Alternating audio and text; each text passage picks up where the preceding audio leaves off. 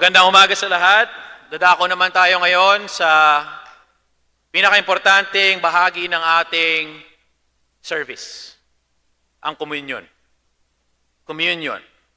Ito ang bahagi kung saan tayo ay aalalahanin natin ang ginawa para sa atin ng ating Panginoong Jesus. And today, para magbahagi ng kanyang puso pagdating sa cross, ikinagagala ko ipakilala sa inyo ang isang napakabuting ina. Ina ng tatlong napakagandang mga daughters. Super hardworking sister. She's been faithful for 10 years with so many trials and tribulations na dumaan sa kanyang buhay. Para po magbahagi ng cross sa kanya, pinapikilala ko po si Ate Alma at babasahin ko ang scripture na kanyang nais ibahagi sa ating lahat. Matthew chapter 26, in verse 47.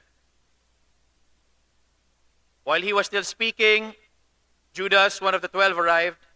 With him was a large crowd armed with swords and clubs, sent from the chief priests and the elders of the people. Now the betrayer had arranged a signal with them. The one I kiss is the man, arrest him. Going at once to Jesus, Judas said, "Greetings, Rabbi," and kissed him. Jesus replied, "Friend, do what you came for." Then the men stepped forward, seized Jesus, and arrested him. With that, one of Jesus' companions reached for his sword, drew it out, and struck the servant of the high priest, cutting off his ear. "Put your sword back in its place," Jesus said to him. "For all who draw the sword will die by the sword. Do you think I cannot call on my Father, and at once he will put at my disposal more than 12 legions of angels? But how then would the scriptures be fulfilled and say it must happen in this way?" At that time, Jesus said to the crowd, "Am I leading a rebellion that you have come out with swords and clubs to capture me? Every day I sat at the temple courts teaching, and you did not arrest me. But this has taken place that the writings of the prophets might be fulfilled." Then all the disciples deserted him and fled. To share what the communion means for her, I give you Ate Alma.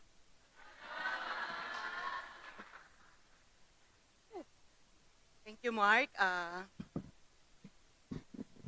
Good morning sa inyong lahat. At malaking karangalan muli na ibahagi ang cross of Jesus sa buhay ko. And the cross for me this morning is trust and obey. Sa mga hindi pa nakakakilala sa akin, heto na. Ako si Alma Rivera Gutierrez, ipinanganak at lumaki sa San Fernando, Pampanga. 50 years old, byuda at may 3 anak na babae. And originally from North Region. And part ako ng singles ministry. Iba-iba ang tawag sa akin dito sa church. Kaya pili na kayo. Andyan yung mama, moms, tita Alms, ate Alma, at syempre ang pinaka-famous is Wawa. I was reached out way back in 2015 by Brother Noel Pineda. And I studied the Bible for more than 2 weeks. Then on August 16 of 2015, I declared Jesus is my Lord and Savior, and I was baptized. And that's the beginning ng journey ng buhay ko as a disciple. Alam ko naman na same ang nararamdaman natin, saya pag nag-decide tayo na maging tama ang buhay natin based sa Bible at ang sumunod kay God. Pero masasabi kong medyo may pagkamaalaala mo kaya ang journey ko bilang disciple, bilang empleyado, bilang anak, bilang asawa at bilang single mom. As a young Christian noon, akala ko kapag na kay God na, di na makakaranas ng pagsubok. Pero iba pala ang plano ni God. Yung mga trials at challenges na dinaanan ko, hindi man sumagi sa isip ko at sa panaginip na mangyayari siya sa akin. And truly, it was a roller coaster ride na mas pinatatag ang relationship namin ni God. And I'm turning 11 years this 2026 as a disciple. So, sobrang dami kong na-experience when I was a young Christian. Like yung sobrang fired up ako. Lalo na nung dito ginanap ang Global Leadership Conference or GLC.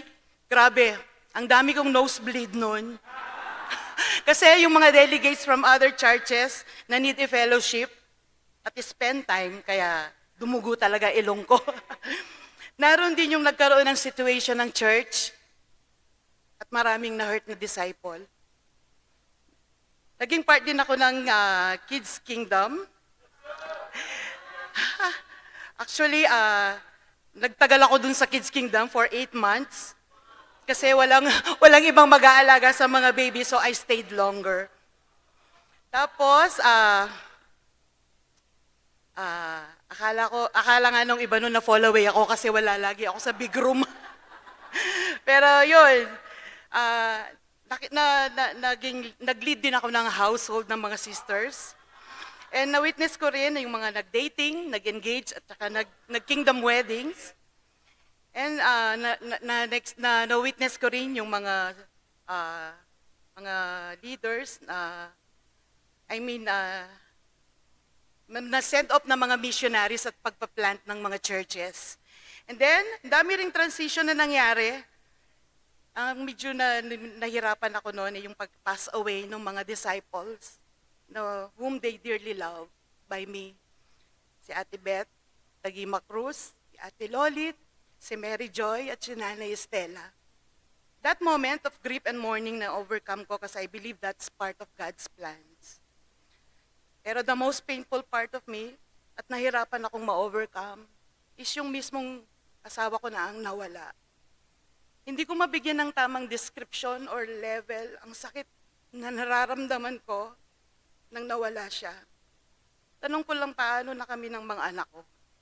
Actually, natakot po ako kung ano na ang mangyayari at ano ang gagawin ko. Hinang-hina ako emotionally, physically, and spiritually. Lalo na sa mga panahon na mismong mga tao na inaasahan ko na gagabay at susuporta sa amin. Ang halos di ko maramdaman kapag may sitwasyon kami. Nagkaroon ako ng feeling of entitlement na dapat naiintindihan nila kami at kailangan nila kami tulungan kasi wala na akong asawa at may mga anak akong need buhayin. And little did I know na nabuo na ang pride at galit sa puso ko. Hindi yun nakahelp sa akin at lalong nahirapan akong mag-move on. And people may see me ng strong ko. Parang walang nangyayaring problema pero deep inside sobrang bigat ng sitwasyon ko. Lalo pa na ang trabaho ko hindi permanente, meaning kung meron ngayon, then bukas pwedeng wala.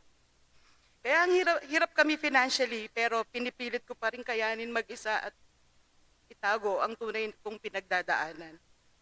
Sobrang emotional ako at ang dami kong sana. Sana nandito pa ang asawa ko para katulong ko siyang mag-solve ng mga problema na aming pamilya. Sana kasama ko siya sa mga milestones sa buhay ng mga anak namin. At sana, nasa tabi ko lang siya pag oras na need ko ng makakausap at yayakap sa akin. Pag kailangan ko lang umiyak at ng comfort. When I'm trying to do things on my own, lalong nagugulo ang sitwasyon. Nag-iiba ang perspective ko as a disciple because of fear and lack of trust to the one who saves me. At nadadamay ang relationship ko kay God at na-hurt ko siya because of my stubbornness and disobedience. My sins put Jesus on the cross again and again. Until I realized God always loved me even hindi ako consistent in loving Him and denying His power sa mga kaya niyang gawin sa buhay ko. And still, He remains faithful. At siya lang ang kayang mag-fill in ng mga sana ko. I felt broken. Hindi ko na kayang mag-pretend na strong ako. Kailangan kong maging open, mag-surrender at mag-repent. And part of the repentance ko is to have humility, to become a better version of me as a disciple and as a person, and resolve my heart issues. Hindi ako dapat nag-focus sa mga attitude at responses ng ibang tao at ang mga nangyayari sa paligid ko. Dapat kay God ako mag-focus lagi para mangibabaw ang love sa puso ko kaysa sa mga hurts ko. Less pride and more love. Kahit mahirap magmahal sa mga tao na di kayang mag-love back. I repent and I made the decision na gawin, not based on my emotion, but because yun ang tama. Ang galing lang talaga ni God, He's really moving once we obey it. May mga situation at tao na ginagamit na para maging instrumento at ma-help ako spiritually, emotionally, and financially. Nagiging malinaw na ang lahat at nagkakaroon ng peace ang puso ko. Dahil mas pinipili kong magmahal, hindi lang sa salita, kundi pati sa gawa. And to love in action and have compassion for all. And last January 6, 4 years nang wala ang mister ko. Yung tanong ko nung una kung paano na kami ng mga anak ko, by the grace of God, nakaraos na si Bea sa college at nakapagtrabaho na. And si Tyra na lang ang pagtutulungan namin makatapos. At patuloy pa rin akong lalaban sa hamon ng buhay. Ang tanong ko na ngayon is, paano kaya kung wala ako sa church at kung wala si God sa buhay ko? Sa lahat ng challenges at trials na nalampasan ko, ito ang nakatatak pa rin sa puso ko. If may pinagdadaanan, wag nating tatambayan. Daanan lang at siguraduhin lang nakasama lagi si God sa bawat hakbang.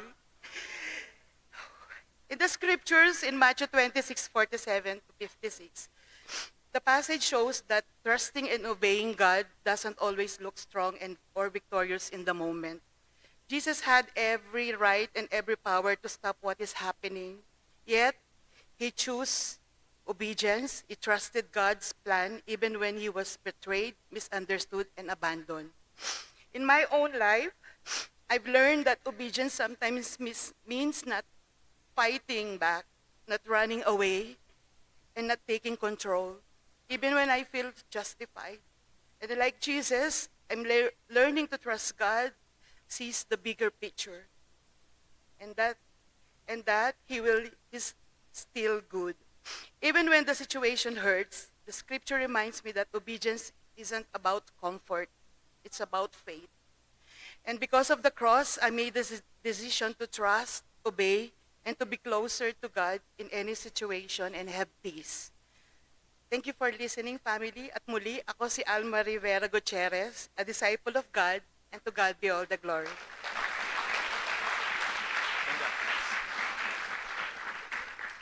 Let us all pray. Heavenly Father, it is truly incredible just to see what you're doing in our lives. Thank you for Ate Alma's life and just as an example to us of perseverance and steadfastness in you. God, I pray that as we take communion, we're reminded of your communion, that we want to be unified with you, that we want to commune with you, that everything that you went through, probably we're going to go through. And as we go through it, we remember how you were. Thank you for the cross, that it is our main motivation above everything else. We love you. In Jesus' name we pray. Amen.